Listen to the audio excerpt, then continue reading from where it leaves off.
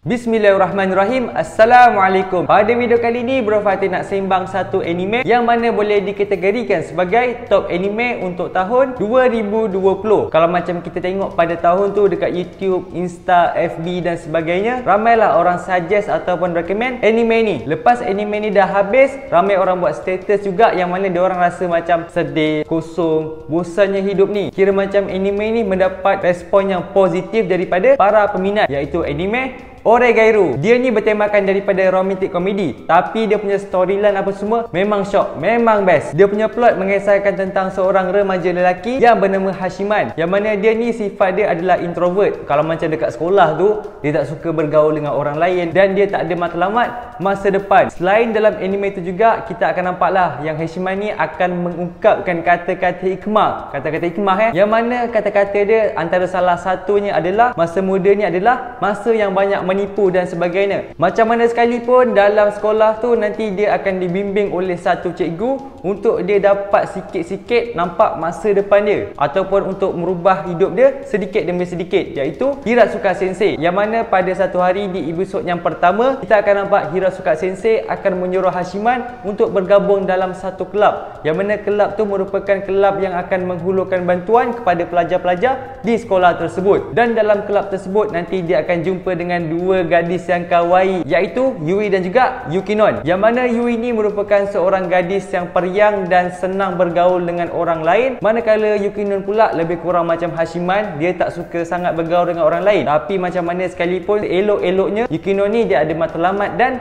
tegas. Dan dalam sekolah tu, apabila pelajar-pelajar lain ada masalah, tak kisahlah masalah tu kecil ataupun masalah yang besar, nanti dia akan berjumpa dengan kelab ni untuk minta bantuan. Dan kebanyakan daripada masalah tersebut akan dapat mereka bertiga atasi dengan baik. Serta ialah kita akan nampak kerjasama di antara Hashiman, Yukinon dan juga Yui ni. Setiap pertemuan mereka, perpisahan mereka akan menimbulkan suka antara satu sama lain. Kat situ kita akan nampak yang mana Yui dan juga Yukinon ada simpan perasaan suka terhadap Hashiman, manakala Hashiman pula ada suka di antara salah seorang di antara mereka. So kita akan nampaklah dalam anime ni dia punya plot lebih mengisahkan tentang cinta tiga segi. Siapakah yang Hashiman akan pilih. Serta anime Oregairu juga kita akan dinampakkan gambaran dekat sekolah macam mana, bagaimana suasana orang introvert ataupun bagaimana suasana orang yang extrovert. Yang mana orang introvert ni kita nampak dia lebih suka bersendiri dan juga pendiam, kira macam tak bergaul sangat ataupun tak aktif sangat dekat sekolah. Lain pula macam orang extrovert ni, yang mana sifat dia periang, peramah, mesra, yang lebih mudah untuk bergaul dengan orang lain dan juga aktif dalam aktiviti kokurikulum ataupun sukan di sekolah. Dan bagi Bro Fatih, Hashiman juga merupakan best character dalam anime, sebab adalah beberapa vote yang Bro Fatih tengok yang melibatkan ada nama Hashiman, mesti vote dia adalah rating yang tinggi dalam main character pilihan ramai. Kadang-kadang dalam anime tu kita akan nampak lah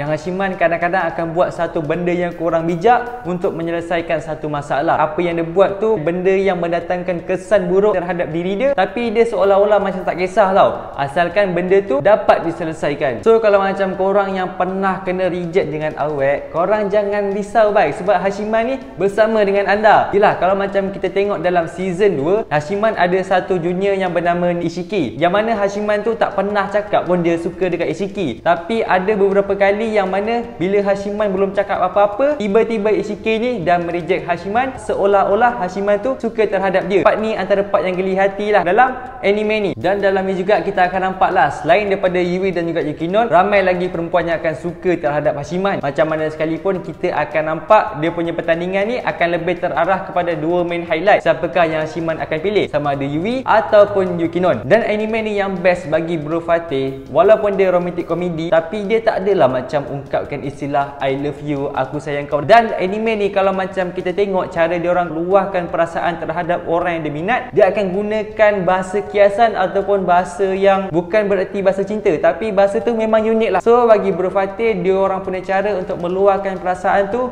boleh dikatakan antara yang unik dalam anime yang susah untuk kita jumpa di anime yang lain. Jadi kepada korang yang belum lagi tonton anime Oregairu dan sukakan anime yang santai ataupun romantic komedi, Bro Fatih sarankan ataupun recommend dekat korang untuk tontonlah Oregairu. Itu saja bagi Bro Fatih untuk review pada kali ini. Maaflah jika ada kekurangan dan kesilapan. InsyaAllah semoga berjumpa lagi. Assalamualaikum.